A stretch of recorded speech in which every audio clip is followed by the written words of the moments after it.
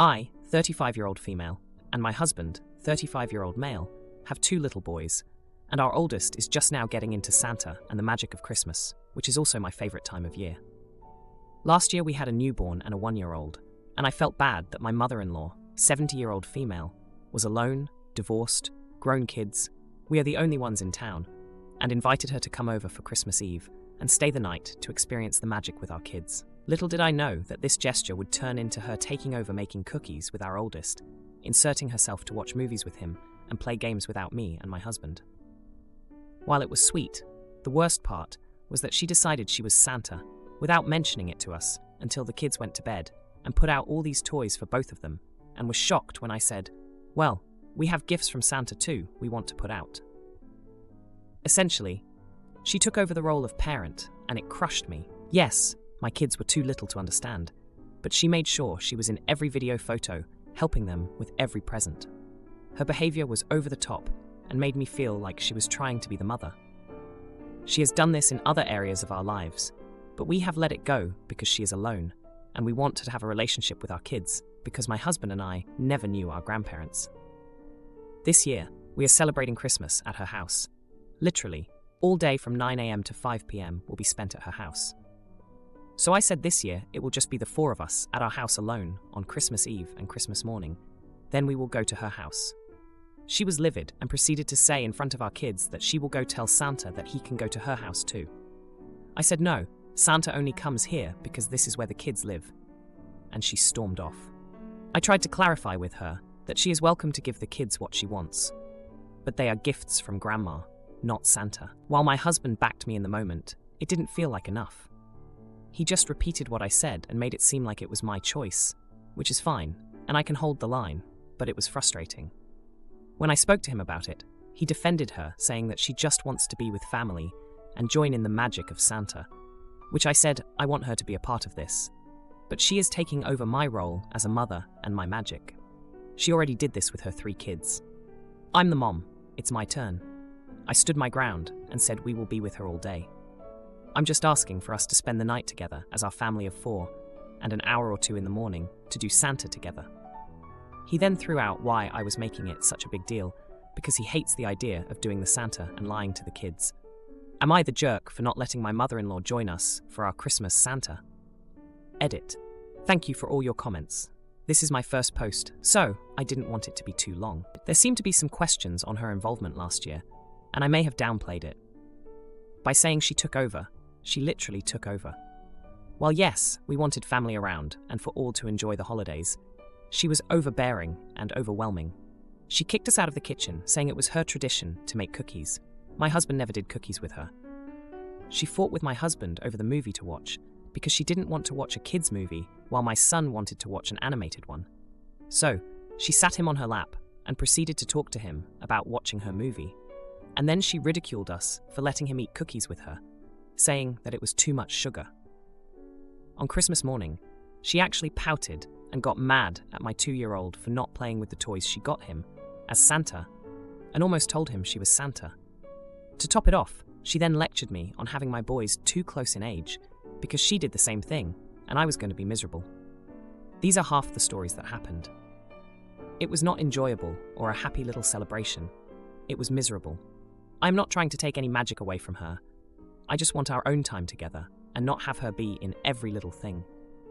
Honestly, I don't care if Santa goes to her house, but because her reactions are that she is Santa, not us, and trying to step in because my husband isn't so keen on it, that's where I want to draw the line. She's one that, if you give her an inch, she will take a mile. Now, for a few comments before the update. Comment 1. Not the jerk. Your kids aren't her do-overs. She is grandma, not mother.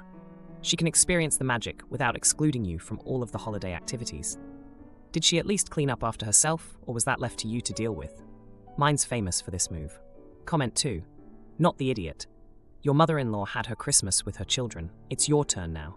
I don't understand why some MILs are so selfish. You being there all day on Christmas is already being too giving. You're better than me, that's for sure.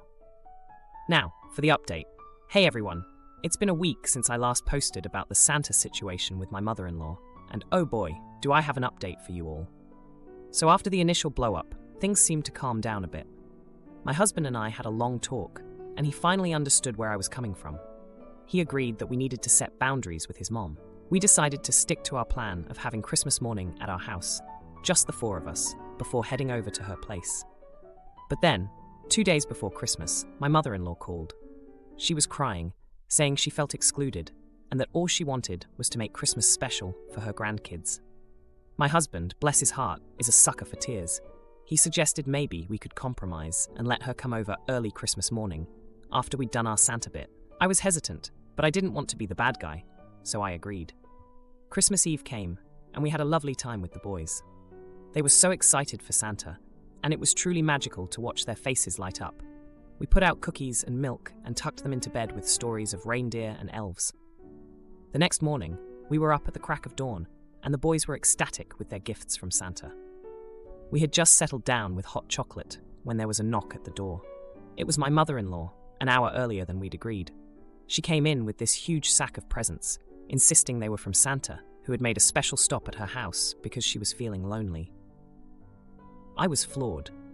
My husband was caught off guard too, but he didn't say anything. The boys, of course, were thrilled with more gifts, but I could feel that familiar frustration boiling up inside me. She had once again overstepped, and this time it was in our own home. The rest of the day was a blur. We went to her house as planned, and she had gone all out. The place was like a winter wonderland, and she had even hired someone to dress up as Santa. The kids were having the time of their lives, but I couldn't shake the feeling of being sidelined in my own family. Then, in the midst of the festivities, my mother-in-law pulled me aside. She apologized for coming over early and for bringing more Santa gifts. She said she realized she had been trying to relive her days as a mother, and that it wasn't fair to me. I was taken aback by her self-awareness, and a part of me felt for her. She was just trying to find her place in our family dynamic. We had a heart-to-heart, and I told her I appreciated her efforts, but that it was important for my husband and me to create our own traditions with our boys. She nodded, and I could see the sadness in her eyes. It was a bittersweet moment, realizing that while she had overstepped, her intentions were rooted in love and a desire to be close to us. The day ended with my mother-in-law giving the boys one last gift each, this time clearly labeled from Grandma. The boys hugged her, and I could see the joy it brought her. It was a reminder that family is complicated, and while boundaries are necessary, so is compassion. As we drove home, the boys asleep in the back seat clutching their new toys, my husband took my hand. He squeezed it and said, "We'll figure this out together." And I believed him. Now, for the next story. My brother has 6 kids. 4 of them are from his first marriage to Jane. Jane passed away when their kids were 7, 6, 4, and 2. Within months of Jane's passing, my brother married Dawn. There was no affair. My brother threw himself into finding another wife and mom for the kids right after Jane's funeral, and Dawn was the second person he met who he considered. The first things went sour after 2 dates. Dawn was in a difficult place when she met my brother. She was out of a marriage after struggling to have kids and was facing the fact that she would never be a mother. My brother having 4 young children who lost their mother was an ideal thing for her, and she said as much to me back in the day.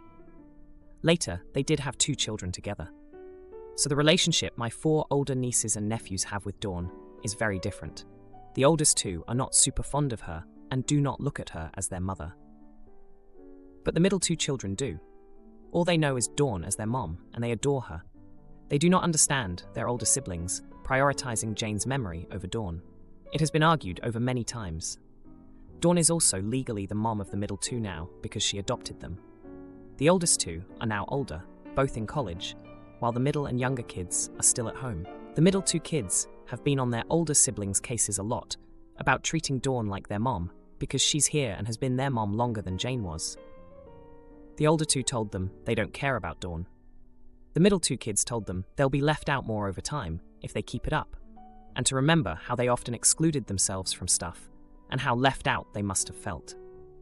The older 2 told them they never felt left out in a negative way.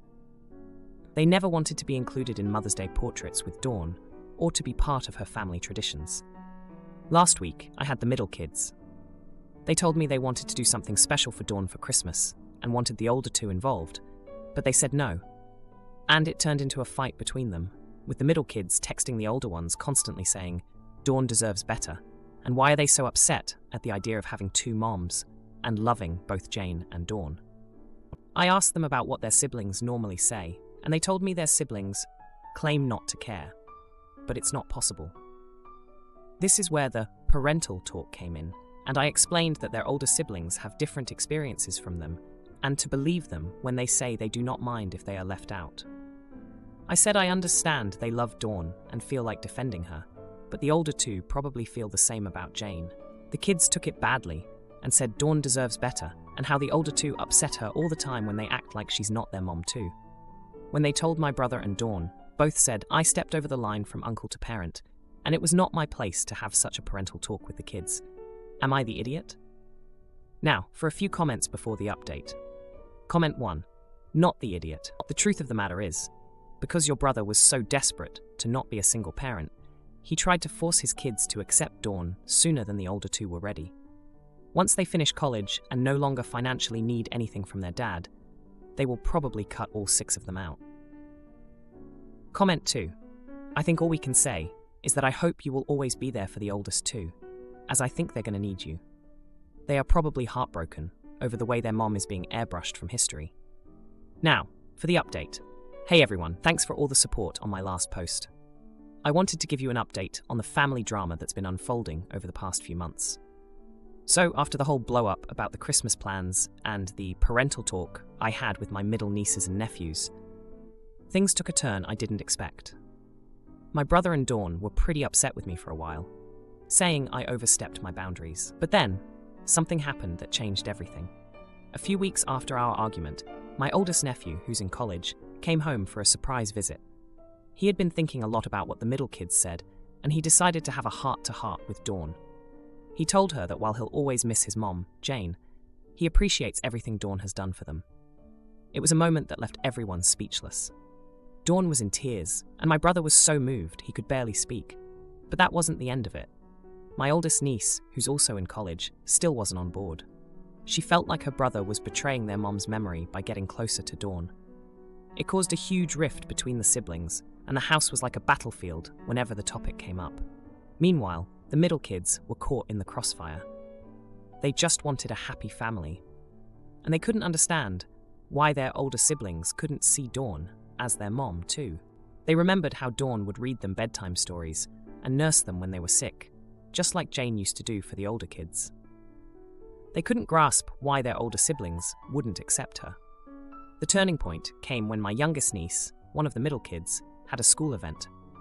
She was starring in a play, and she wanted everyone to be there, including the older siblings.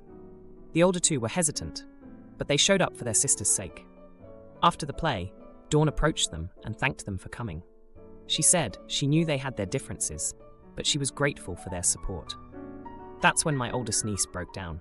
She admitted that she was scared of forgetting her mom, Jane, and that accepting Dawn felt like a betrayal. Dawn hugged her and told her that she never wanted to replace Jane, but she loved them all as her own. It was a raw, emotional moment that none of us expected. After that night, things started to shift. The older siblings began to include Dawn more, and the middle kids were over the moon. They started planning family dinners and outings together, trying to bridge the gap between the past and the present. But it wasn't all smooth sailing. There were still arguments and tears, especially when it came to family traditions that Jane had started. The older kids wanted to keep those alive, while the middle kids wanted to create new ones with Dawn. It was a delicate balancing act, and my brother was stuck in the middle, trying to honor both his late wife and his current wife. In the end, they reached a compromise. They decided to keep some of Jane's traditions, like her special pancake recipe on Sundays, but also start new ones with Dawn, like a yearly beach trip. It wasn't perfect, but it was a start. As for me, I've been trying to stay out of the drama and just be there for all of them. I've had my own talks with Dawn, apologizing for overstepping and explaining that I just wanted to help. She understood and thanked me for caring so much about the kids. Now, for the next story. My mom was a single mom to me until I, 28-year-old male, was 7. She then met my stepdad Joe and married him. Joe had been divorced for 3 years and had 2 kids, a 6-year-old female and a 4-year-old male at the time. Joe's relationship with his ex-wife was hostile, possibly the most hostile I have ever witnessed, even today. Joe's ex decided that she and Joe's kids should never treat my mom with respect, and she had them treating my mom like she was the other woman. I was upset for my mom at the time, and she told me they would grow up and realize what their mom had done, and they would come around, at least to the point of being civil. I think at some point, my mom saw her stepkids as a challenge she needed to win. She went out of her way to win them over, and there were many times it came at my expense. The worse they treated her, the more she focused on them and forgot she had an actual son who loved and needed her. Joe was fine, but he worked a lot, so I felt abandoned by my mom, and I felt like my mom wouldn't even notice if I was gone. When Joe's kids were teenagers, their mom died and they moved in with us permanently. Before this, they were at our house every other week. Them moving in was hell. They would yell insults at my mom on a daily basis, would tell her they wished she had died instead of their mom, and they called her a disgusting, repulsive intimacy worker who infected everyone she met. They spread a rumor around high school that mom had cheated on Joe and had infected him. Joe had his kids in therapy, he had talks with them, and issued consequences for their mistreatment of my mom. But at no point did it stop, and equally, at no point did my mom give up. When I moved out for college, it became clear to me that mom was going to stay more concerned with her stepkids than with me. She was disinterested when I introduced her to my wife. We met in college. She really didn't take much interest in our wedding planning. She was busy trying to get Joe's kids to see her, because once they moved out, they told Joe they would only see him alone. Once or twice his kids asked my mom for money, and that kept her holding on. When my wife and I had our first child, I gave up. My mom showed zero interest and didn't make any effort to meet my daughter for weeks. And when she did meet her, there was still zero interest. Joe went to his kids for Christmas this year and left my mom home. Mom sent me a text saying this, and I ignored it. 2 days ago, she left a voicemail saying I should have invited her to my house for Christmas, so she wasn't alone and could be with her son and grandchildren. I called her right back and told her she can't discard us and then expect me to invite her to Christmas. I told her she wanted to chase people who would rather see her dead and would dance on her grave than her son, who loves her, so she can frick off and leave me alone and stop trying to make us her consolation prize. Mom claimed I was cruel and out of line with how I treated her. Am I the idiot? Now, for a few comments before the update. Comment 1. Not the idiot. You have said what you needed to say, and now it is probably time to move on with your life. It does not sound like she is ever going to be who you need her to be, and it is a big loss, I am sure. If those ungrateful brats and her so-called husband had invited her to Christmas, you would never have been a consideration to her. As hard as it is, I hope you are able to let go and focus on your wife and baby. They are your family now. She does not deserve to keep using you as second best. Comment 2. Not the idiot. She was the cruel one. She also does not seem to have much sense. I can appreciate her trying to make an effort in the beginnings, but at a certain point she needed to stop trying so hard. I do not mean give up altogether, but cut her losses until they grow up and apologize. She did not, and look where it got her. Also, her husband left her and went to visit his kids where she was not invited. Instead of some self-reflection, she takes it out on her son. Now for the update. Hey Reddit, back with an update on the situation with my mom. It's been a wild 3 days since I last posted, and things have taken some unexpected turns. After I hung up on my mom, I was fuming. I couldn't believe she had the nerve to call me cruel after years of neglect. But then, late that night, I got a call from Joe. He sounded more defeated than I'd ever heard him. He told me that he had just found out something that turned everything upside down. Turns out, Joe's kids had been lying to him for years. They had told him that my mom was the one who had been spreading rumors about them, not the other way around. Joe had discovered a bunch of old emails and messages on his daughter's laptop that laid out their entire scheme. They had been manipulating him against my mom, making it seem like she was the villain in their story. I was shocked. I mean, I knew they didn't like her, but to go to such lengths? It was a betrayal that cut deep for Joe. He apologized to me for not seeing it sooner and for the way things had been. He asked if he could come over to talk in person. When Joe arrived, he looked like a man who had lost everything. He told me he had confronted his kids and they had admitted to everything. They had been angry about the divorce and their mom's death, and they took it out on my mom. They thought if they could drive her away, they could have their dad to themselves. Joe was in tears, saying he didn't know what to do. He felt like he had failed my mom and me. I didn't know what to say. I was still processing the fact that my step-siblings had been the ones causing all this pain. The next day, my mom showed up at my door. She had heard from Joe about the betrayal, and she was a mess. She said she had spent years trying to win over kids who had been actively working against her. She felt foolish and heartbroken. We sat down and had a long talk. She admitted that she had been so focused on trying to make things right with Joe's kids that she had neglected our relationship.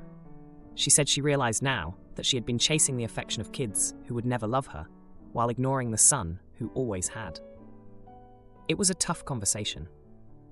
I told her how her actions had hurt me, how I felt like I had been pushed aside for kids who didn't even want her in their lives. She listened, and for the first time in a long time, I felt like she really heard me. We didn't solve everything in one afternoon, but it was a start. She promised to try to make things right, to be a better mom and grandmother. I was cautious, but I could see the regret in her eyes. Then, just when I thought things couldn't get any more dramatic, Joe's kids showed up. They had found out that Joe had told my mom everything, and they were furious. They started yelling, accusing my mom of turning Joe against them. It was chaos. Joe stepped in and told them that he knew the truth, that he had seen the proof of their lies. They tried to deny it, but it was clear they were caught. They left in a huff, saying they wanted nothing to do with any of us. It was a lot to take in. My mom and Joe were left reeling from the betrayal, and I was left wondering where we all went from here. But one thing was clear. My mom and I had a chance to rebuild our relationship, and that was something worth trying for. If you liked this video, you'll probably like these too. Also, while you're here, please consider subscribing. It's your support that keeps this channel alive and allows me to make better and longer videos. Have a great day.